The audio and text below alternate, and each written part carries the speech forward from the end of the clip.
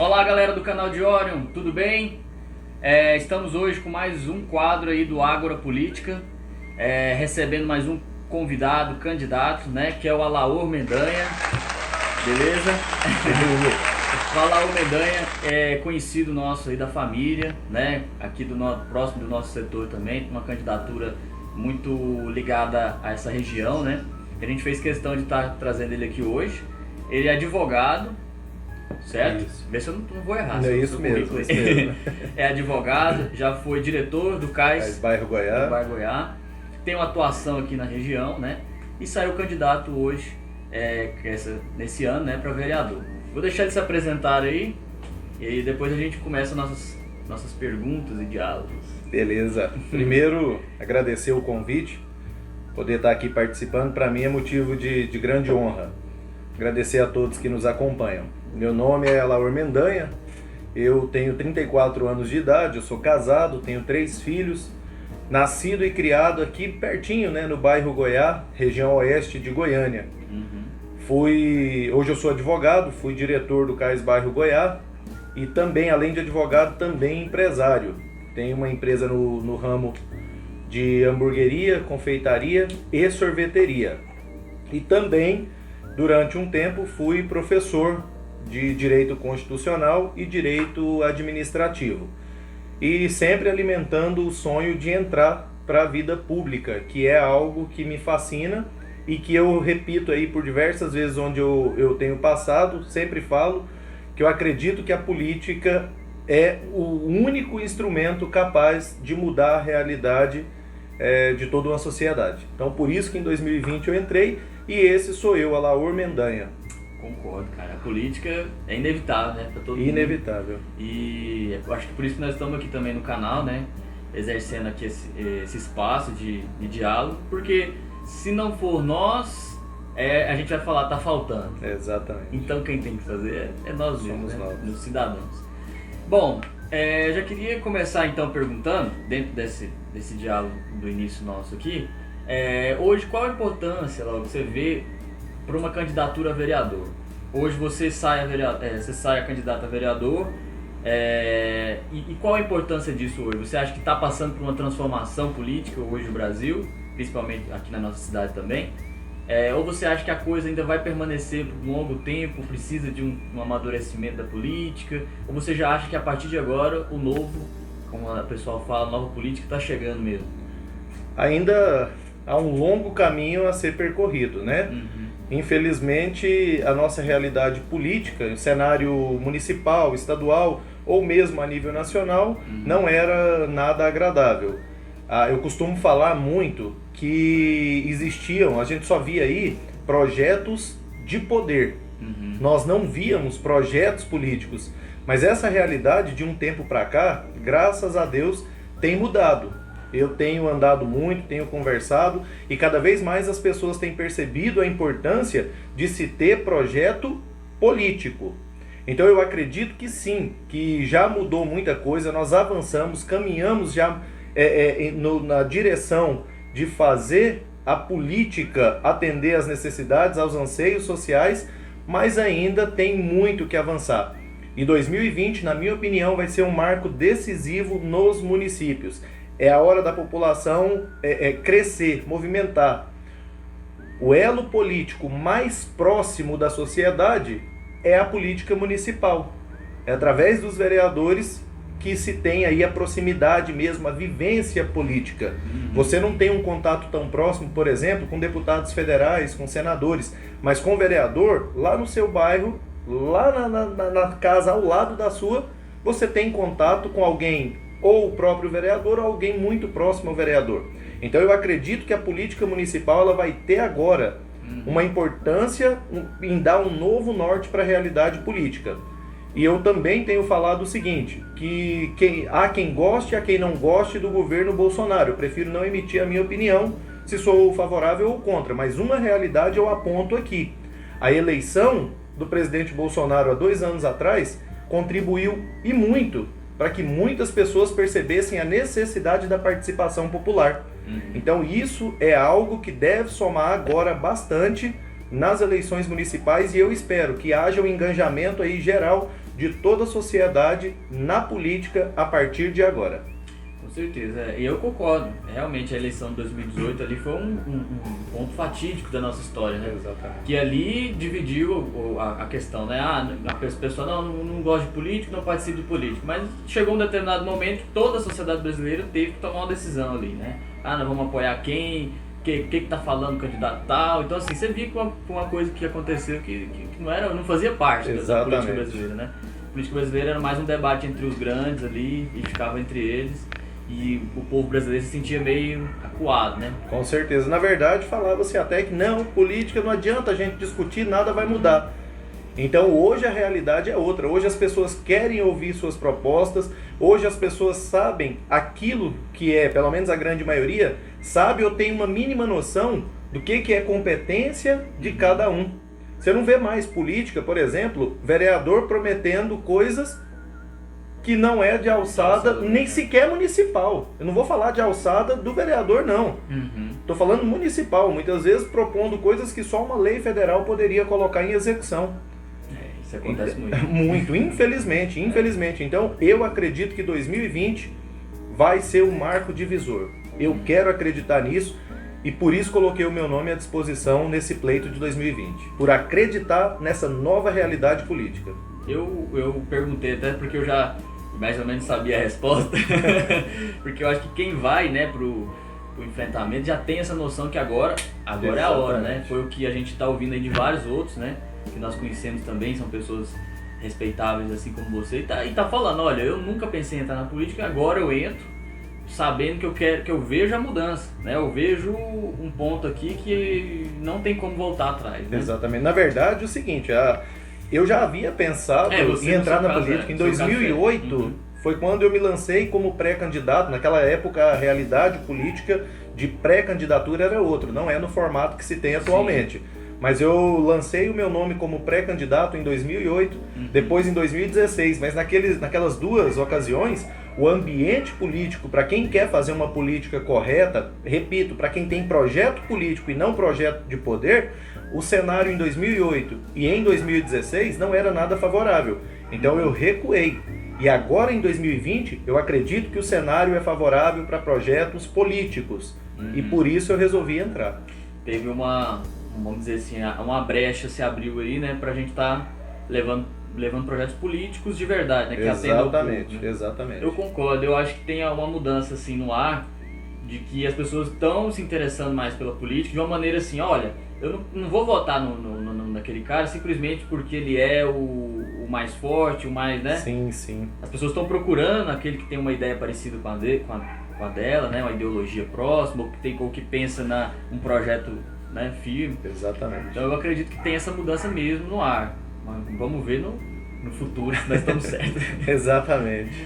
Bom, uma outra pergunta também, que eu quero eu mesmo fazer, seria a pergunta sobre a questão hoje, como você analisa hoje a questão do meio ambiente, que é um tema que a gente sai um pouco dessa questão política, vai para uma questão mais objetiva, né? Sim. Que eu estou fazendo para todos os candidatos, uma pergunta relacionada ao meio ambiente ou à educação, né? Mas o meio ambiente, hoje você acredita que a fiscalização, né, o papel do município vem sendo feito de maneira correta? Eu falo isso tendo em vista o nosso setor aqui, que você conhece também bem. Nós temos transgressões da lei assim, absurdas, né? Tanto em emissões de poluentes no ar, né? Temos emissões através dos rios, né? Sim, no claro. esgoto que vai parar no rio, né? E assim, isso é feito cotidianamente, já foi feito denúncias por parte de toda a comunidade e não tem resposta. O que você acha disso? Qual que seria uma visão para estar melhorando a situação? Na minha resposta, eu ia falar exatamente como você concluiu a pergunta. A gente sabe, nós temos conhecimento de várias denúncias sem respostas. Isso já é o sinal de que o poder público não tem sido atuante. Exatamente. Eu tenho um professor, tive um professor durante a minha formação lá do ensino médio, que é lá da região do Jardim Novo Mundo, que ele tem um trabalho exemplar. Ele desenvolve, por conta própria mesmo, um trabalho junto à sociedade, sobretudo lá na região leste Você sabe o nome de dele? Goiânia, o professor Márcio Manuel. Conheço ele. Professor Márcio Trabalhamos Manuel, juntos já. muito gente boa, o cara é referência. E eu tive acompanhando nas redes sociais dele, eles fizeram, só para citar um exemplo, uma barreira, esqueci o nome correto, mas com um tambor, Uma contenção. uma contenção. Aquilo lá é uma atitude simples, eu sinceramente não falei com o professor Márcio Manuel, então talvez eu esteja dando a informação aqui errada, mas ao que tudo indica, e conhecendo o perfil do professor Márcio Manuel, eu acredito que aquilo lá foi ato voluntário, de iniciativa dele e das pessoas ligadas a ele. Coisa simples, coisa extremamente barata, com objeto 100% reciclável e que certamente vai resolver um problema de impacto ambiental que tem o quê? Desde que eu era menino eu ouço falar do Rio Meia Ponte e os problemas que ele tem. Com certeza. Na nossa realidade aqui, como você bem citou, nós temos também o córrego Macambira. Eu, na minha infância, eu cheguei a tomar banho naquele córrego ali sem problema algum. Então, quer dizer, eu não sou tão velho assim, relativamente novo. E é um problema. Isso eu estou falando... tranquilo, né? Tranquilo. E eu estou falando de uma realidade mais próxima do cidadão que pode ser visto. Aí você fala da emissão de poluentes. Esse não é tão perceptível assim. Não. E é aí que o poder público tem que entrar com o poder de fiscalização. E eu chamo a atenção de todos que estão nos assistindo. A prefeitura, ela tem o papel, a obrigação de colocar isso em funcionamento, mas cabe ao legislativo, cabe aos vereadores a fiscalização. Cobrar ali, né? Cobrar.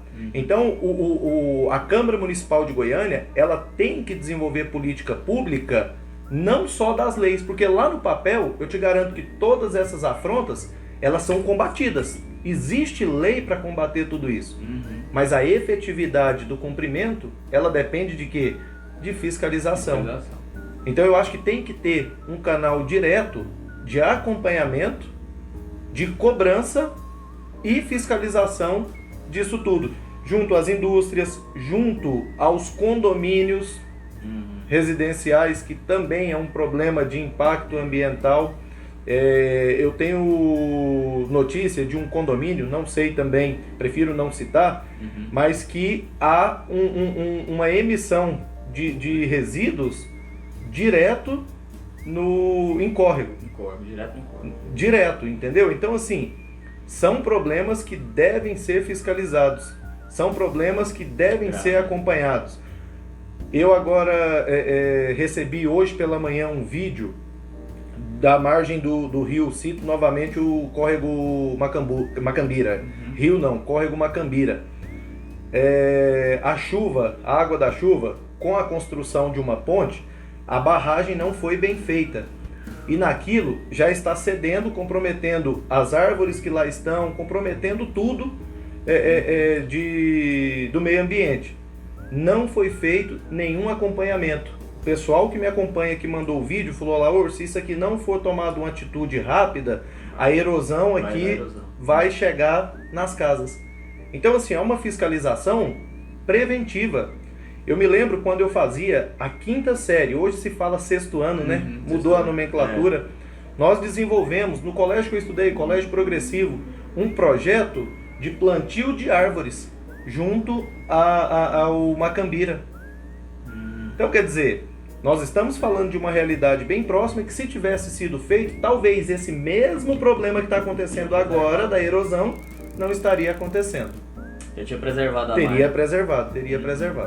Exatamente. E é algo que vem acontecendo, né, com uma frequência, né, e vem passando despercebido pelo poder público, que a gente vê que tem gente que luta e tem o lado de cada, da resposta, né, dessas denúncias, da fiscalização por parte do Legislativo, muito pouca, né? Muito pouco, muito. Então, assim, a gente tem que cobrar isso, que isso é grave, porque você vê que são órgãos que existem, são vários vereadores que estão lá ocupando as cadeiras, que tem que ter essa obrigação de correr atrás, né? Exatamente. Se o cidadão fala, nós temos um problema ali, né? O cidadão não está simplesmente falando de um problema que está atingindo só ele, está atingindo todo mundo. Claro, né? e sobretudo nesse assunto, né? Sobretudo nesse Exatamente. aspecto. Eu acho que aí sim, né, nós temos que cobrar um pensamento realmente estratégico ali, né? Que, ó, tá funcionando essa fiscalização aqui do órgão, né? De fiscalização do meio ambiente, tá? Não tá, então nós temos que ver alguma saída. Né? Exatamente. Isso acontece também na educação, né? Processo seletivo fraudulento. Infelizmente em todas as pastas, se você for bem analisado. Se for abrir ali. Exatamente. Pois bem, então temos uma pergunta que é do Marcelo _ Jurídico, né? Marcelo _ Jurídico. Marcelo _ Jurídico, que pergunta sobre a questão da cultura na periferia. Opa! Né? Eu vou deixar a pergunta dele aí na descrição, porque eu acabei não salvando ela aqui, mas vou deixar ela aí prontinho para vocês verem, tá? E eu já li ela aqui pro Alaor. Ele pergunta como que vai ser o incentivo à cultura na periferia na prática. Como que a gente pensa essa questão? Marcelo, é pertinente aí a sua pergunta, porque a cultura é algo essencial, né? Uhum. Eu costumo falar que se não há incentivo à cultura, há o abandono total, sobretudo dos menos favorecidos. Eu tive uma reunião anteontem com um representante dos músicos da música sertaneja. E através dessa, mencionando aqui essa reunião, eu quero responder de forma mais abrangente. Nessa reunião, eu citei algo que mexe muito comigo. Goiânia é, a nível nacional, talvez até internacional, conhecida como a cidade sertaneja. É lógico que nós temos todas as manifestações culturais aqui. Eu estou iniciando a minha resposta por isso. Goiânia é nacionalmente, até internacionalmente conhecida como o berço da música sertaneja. Os principais cantores hoje do Brasil, todos estão aqui em Goiânia. E eu não vejo o município incentivar nada disso. Olha só o que eu estou falando, hein? O sertanejo coloca a cidade de Goiânia, coloca o município de Goiânia como referência nacional e mesmo assim não há política pública de incentivo. Então como que vai ficar aí as outras áreas? Imagina como que não está as outras áreas da cultura. Então a efetividade ela pode ser dada lá na periferia, sabendo explorar e respeitando logicamente a identidade de cada região. Goiânia hoje, eu falo muito isso também enquanto tenho andado aí durante essa campanha.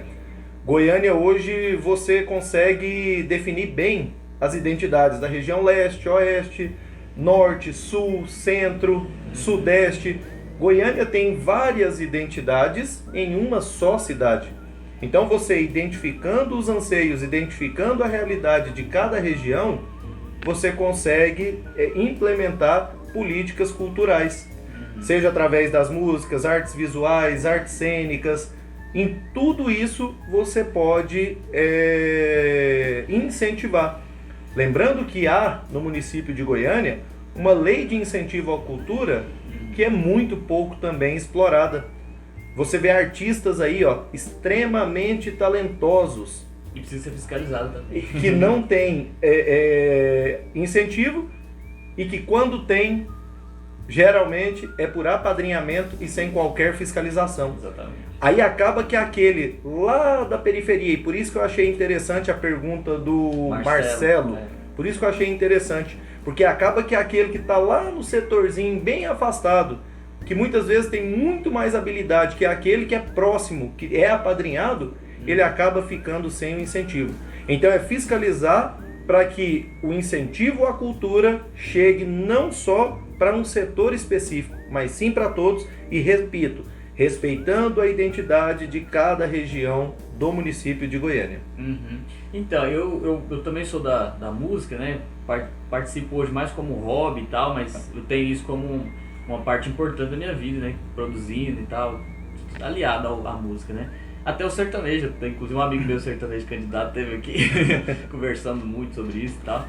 Então assim, eu gosto muito da música e eu vejo que um setor, por exemplo, como o meu, saindo da minha realidade pro geral, eu vejo que aqui tem uma potencialidade muito grande, cara. Se você subir aqui o Morro do Mendanha. Ó, Alaor Mendanha. Sei lá, Mendanha. Se você subir aqui o Morro do Mendanha, você vai ter. Eu conheço os meninos que estudaram comigo ali, que tem uma dupla sertaneja já, né? Alex e Leandro. Se você for mais adiante, você vai encontrar outra dupla. Se você for mais adiante, você encontra alguém que toca alguma sanfona. Cara, tem músico dentro de um setor desse aqui que você nem imagina, né? As pessoas talvez olhem e falem, não, é um setor que tem tal. Exatamente. Né? E se pegasse as pessoas, tivesse um espaço, né, cotidiano, assim, eu penso nisso, né, sonhando. Se tivesse um espaço, uma praça ou numa feira que seja. Eu e a pessoa, tenho né, dito isso. Os espaços públicos serviriam de vitrine. Exatamente. Serviriam de vitrine. E seria uma coisa agradável, né? Você criaria o espaço para a cultura e também para o lazer, que, na minha opinião, está intimamente ligado aí a cultura e lazer. Para aquele que vive disso, igual você aí é músico, não vive disso, mas poderia desenvolver aí uma atividade em paralelo, né? Seria uma oportunidade de expor o seu trabalho. E para aquele pai, aquela mãe que muitas vezes precisa passear com o filho, não, vamos lá que vai ter um show bacana, um show legal. Exatamente. E isso tudo em espaço público, que geraria um custo muito baixo. Muito baixo. Muito baixo. É. Dessa reunião que eu tive anteontem, o que mais me chamou a atenção, eu não sabia disso. Você citou aí duplas sertanejas, e eu quero até mandar um abraço para um grande amigo meu, Humberto, da dupla Humberto e Ronaldo, nós estudamos juntos, né?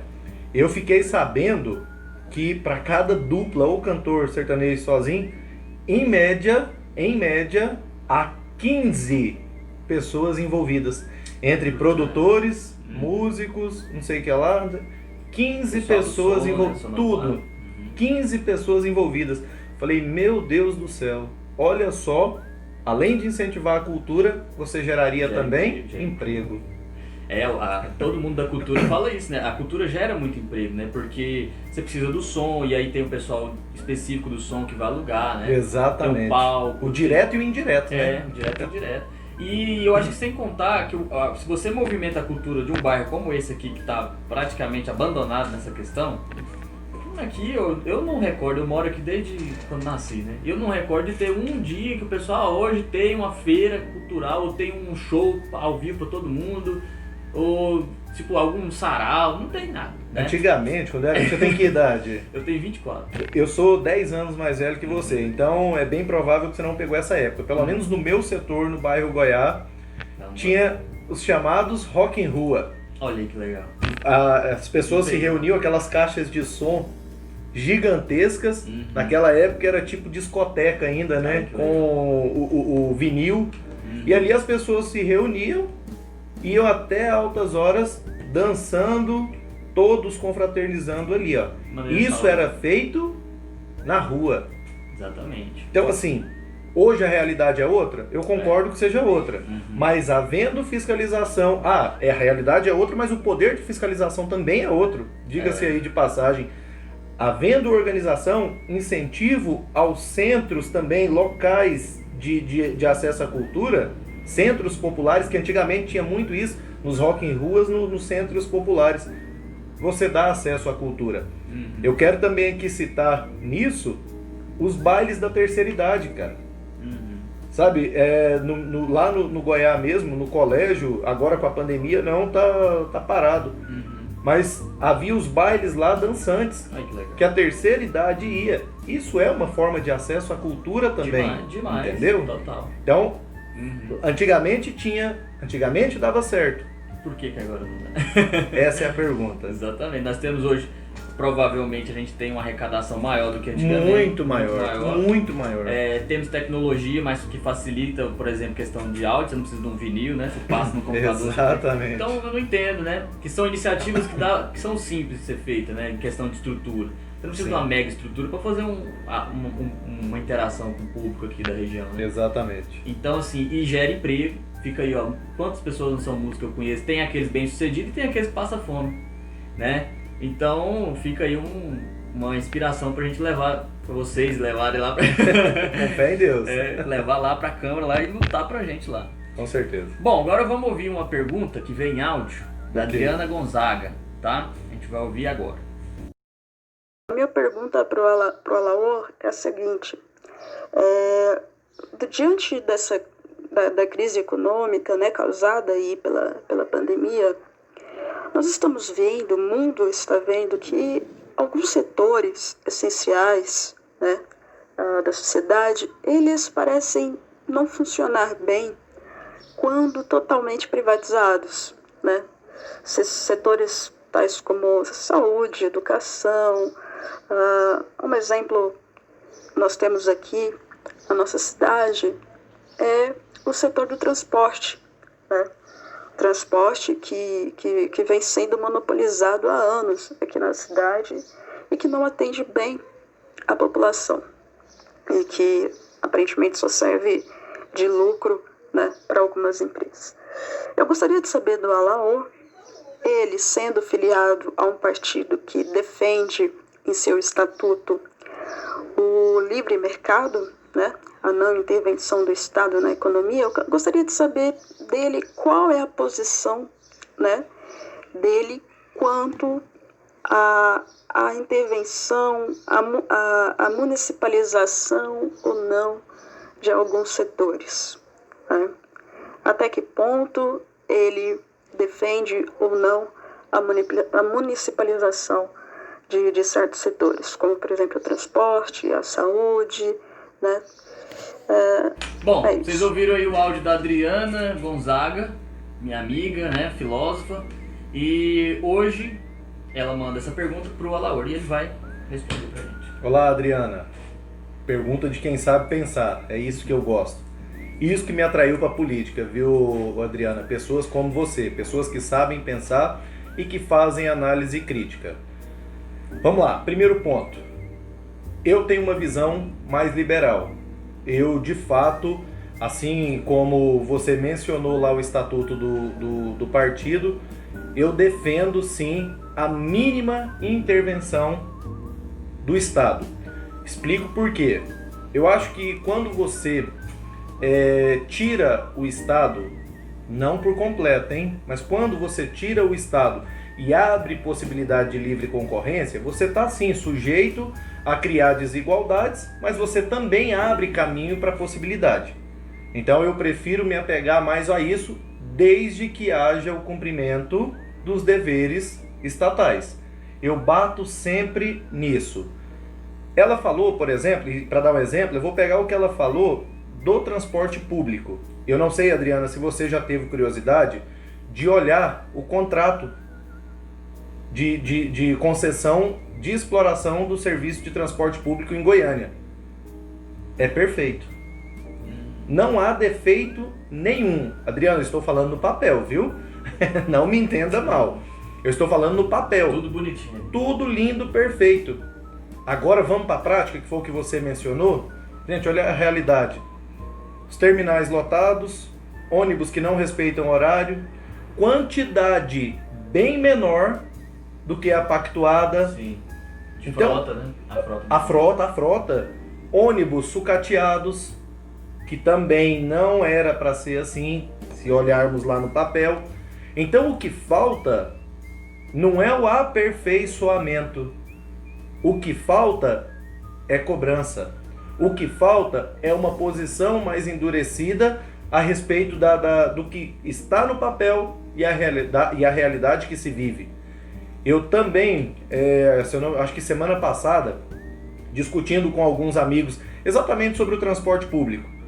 Um amigo meu que morou durante muitos anos na Europa, ele falou a respeito do transporte público na Europa. E aí ele fez um comentário que eu achei interessante, me marcou demais nessa caminhada desse ano. Ele falou, cara, enquanto houver interesses sendo aí muitas vezes até pagos para continuar, o transporte público em Goiânia não vai melhorar. E essa realidade, ele citou lá da Europa, um transporte bem bacana, eu não conheço, nunca estive em Curitiba. Mas dizem que o transporte público em Curitiba é excelente. Então, assim, Curitiba mostra que dá para fazer. E Curitiba, eu também estive olhando, Se eu não estiver enganado, repito, eu nunca estive em Curitiba, mas me parece que o modelo de Curitiba é o mesmo adotado aqui em Goiânia. Empresas privadas explorando. Se eu estiver errado, Adriana, por favor, me perdoe. Mas se lá o transporte público deu certo, que seja aí com domínio público ou privado, por que não trazer esse modelo para Goiânia? Conhecer lá, né? Conhecer, existe, pode-se formar comitivas de vereadores, vai para lá, vai conhecer, vai discutir o que foi feito, que agora deu certo, vamos implementar isso em Goiânia, e é essa a minha proposta, é isso que eu defendo, aquilo que deu certo em outros lugares, possa servir de modelo aqui para Goiânia, e o transporte público tem que melhorar, tem que ser cobrado, tem que ser fiscalizado. E o que foi contratado tem que ser cumprido.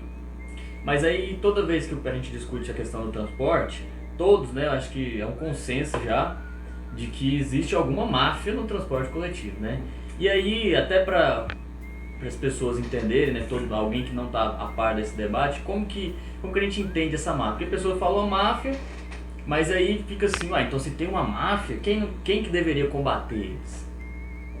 Ele fala, é uma máfia do transporte público, mas aí quem que está envolvido nessa máfia? É porque as pessoas ficam nessa nuvem nebulosa aí de que tem uma máfia, mas e aí? Ninguém combate? Eles são, vamos dizer, intocáveis? E você falou que está lá estabelecido, né, no contrato, que eu não conheço, mas você falou, estou confiando. Eu acredito que seja... Eu posso te mandar Não, para você acredito que seja publicar. muito bonito mesmo, né, que como tudo é bem feito, né, dentro das regras, mas e aí não segue. Na verdade, existem candidaturas bancadas por esse setor. Isso daí é de conhecimento de quem está no meio político. Não se faz nem questão de esconder. Candidaturas bancadas para atender esses interesses. Para não ir atrás. Para não ir atrás.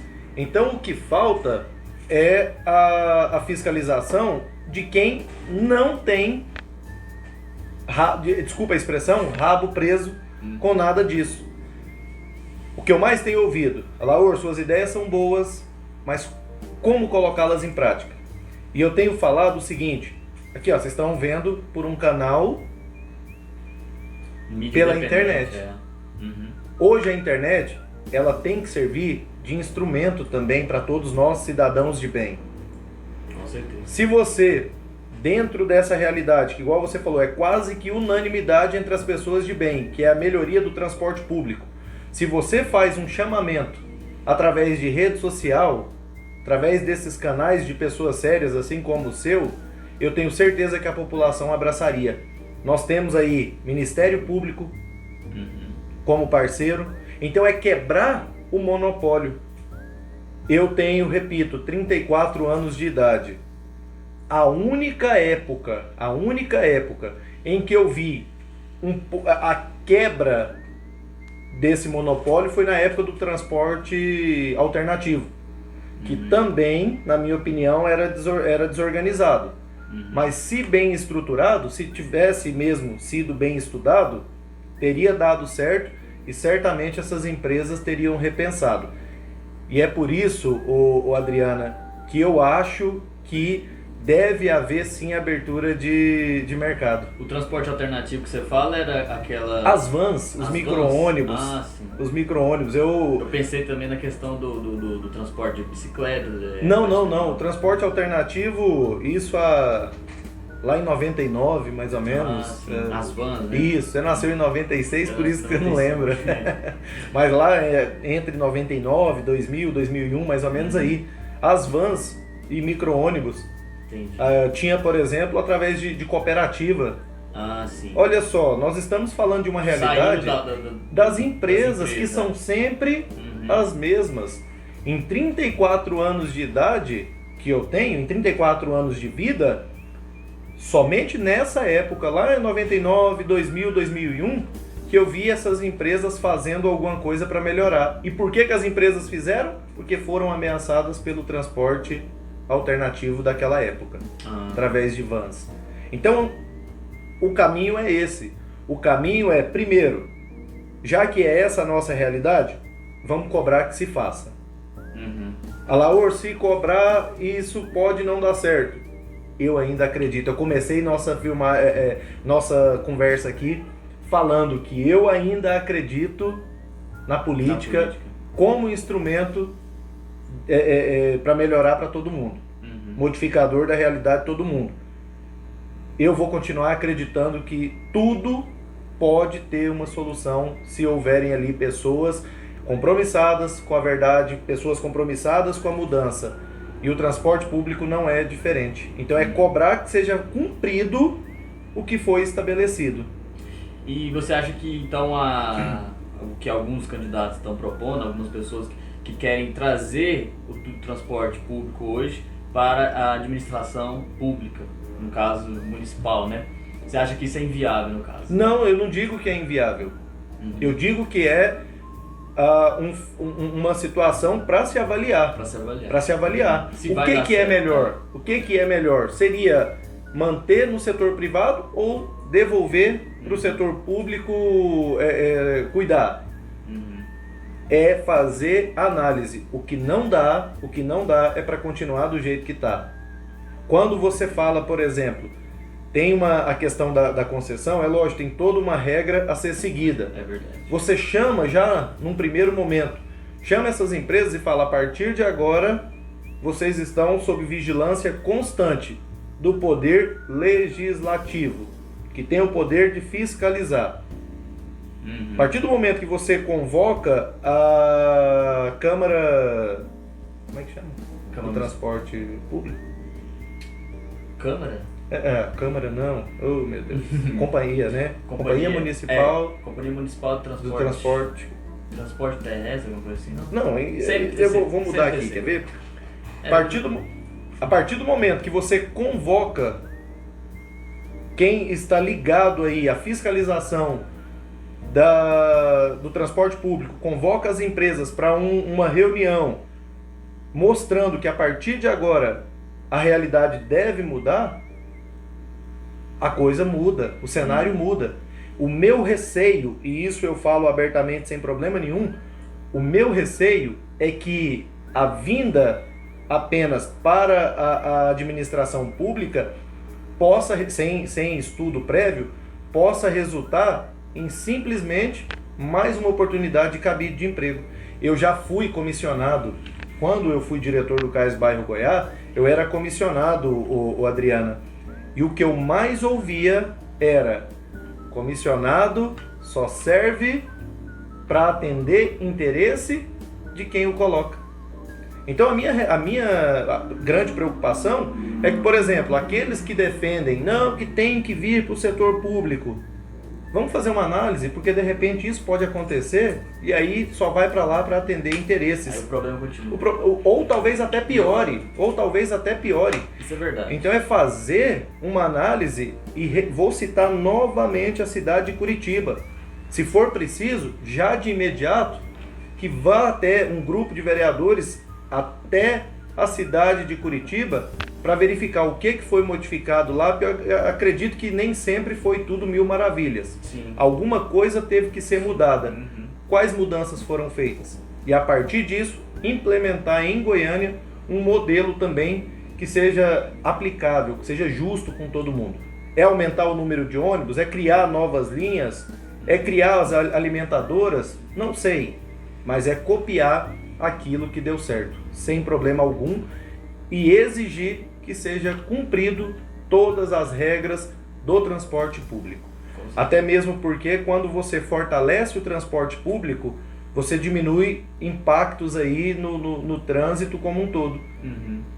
Aposto que a grande maioria fala, não, eu não vou de ônibus porque eu vou perder muito tempo parado nos pontos de ônibus.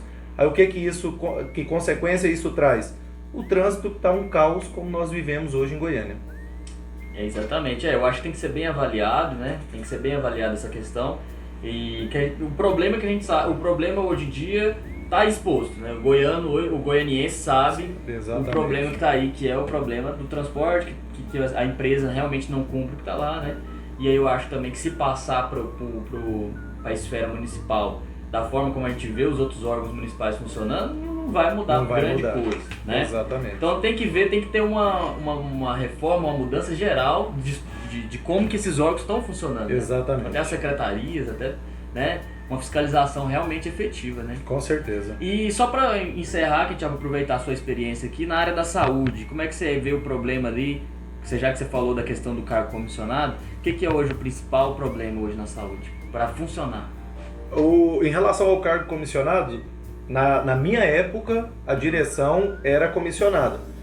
Hoje, graças a Deus, isso mudou. Mudou. Para ocupar um cargo de direção de uma unidade da saúde, o primeiro requisito é que seja concursado. Então isso já é um passo importantíssimo. Hoje, na minha opinião, agora respondendo sua pergunta, na minha opinião, o principal problema hoje da saúde pública municipal, falando especificamente aqui de Goiânia, é o fato da gente receber pacientes de todo o estado e alguns até de fora.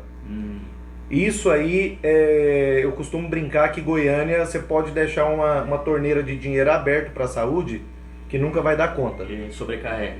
Outra realidade também que mudou, que é o cadastro no cartão SUS, que limitaria um pouco disso, na minha época eu poderia alterar no próprio balcão de atendimento lá do CAIS. Você chegava lá com qualquer comprovante de endereço, muitas vezes você estava pisando em Goiânia pela primeira vez, mas estava com um comprovante de endereço, a gente tinha que alterar. Hoje não, hoje essa fiscalização ela melhorou. É feito um acompanhamento, é verificado se realmente você mora naquele local ou não. Isso tende a diminuir o número de pacientes que não são de Goiânia e você dá um atendimento mais humano, mais digno para o cidadão goianiense. Valoriza a região. A região. E o segundo grande problema, esse eu tenho apontado também muito e por experiência do período em que eu estive no CAIS, de 2013 e 2014, é que a atenção à saúde básica, a saúde da família é deixada de lado. E isso acaba estourando tudo onde? Nas emergências. E as emergências é que são aí meio que o termômetro de tudo que acontece na saúde. Então, a partir do momento que houver um olhar diferenciado para a atenção básica da saúde da família, que é uma ação preventiva, com certeza a saúde vai melhorar muito. No final de 2013, nós fizemos um levantamento de classificação de ficha laranja, verde, amarela e vermelha, que é aquela classificação do Ministério da Saúde, não é nem uma classificação local ou estadual, é uma classificação do Ministério da Saúde. A vermelha e a amarela, que são as de atendimento mesmo, emergenciais, não dá 20% de um atendimento de emergência, pelo menos no CAIS, bairro Goiás, que é o que eu conheço, a realidade. Então, quer dizer, nós temos 80% que poderia ser resolvido antes de chegar lá, se a saúde lá, a atenção à saúde da família funcionasse. E para que ela funcione, aí vem uma categoria que tem todo o meu respeito e eu mando um abraço para todos, que são os agentes comunitários de saúde. Esse pessoal desempenha aí um papel fundamental e tem que ser valorizado. É isso aí. É um sonho, né? A gente ver uma realidade da saúde preventiva, né? Exatamente. Que vem na sua casa, vê como é que tá a realidade, né? Sim. E vamos prevenir o avanço de alguma doença ou de alguma comorbidade lá no futuro, né? Com certeza. E é isso aí. Muito obrigado, Laô. Foi um prazerzaço. Agradeço. Com você aqui. Agradeço. E valeu, boa sorte. Eu posso faz sua consideração. Só consideração.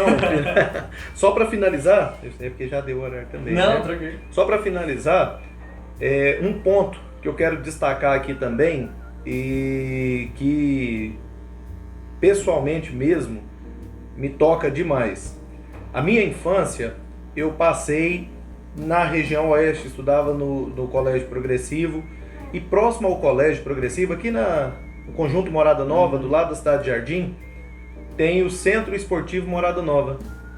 Eu mesmo ali eu fiz vôlei, disputei campeonato goiano infantil de vôlei, tenho medalha inclusive, viu? nessa modalidade, mas no mesmo espaço, no mesmo ambiente lá que eu fazia vôlei, tinha aula de atletismo, natação, futsal, futebol de campo. Isso é espaço público, hein, gente? O centro esportivo é municipal. E sempre passando lá na porta, eu via sempre fechado. O acesso ao público muitas vezes até proibido. Agora, na campanha, eu tive no centro esportivo e, meu Deus, que realidade que eu enfrentei. Completamente abandonado, não tem mais nenhuma atividade, um local público que já está lá, não é nada a ser construído não, é que já tem, que já está lá e abandonado.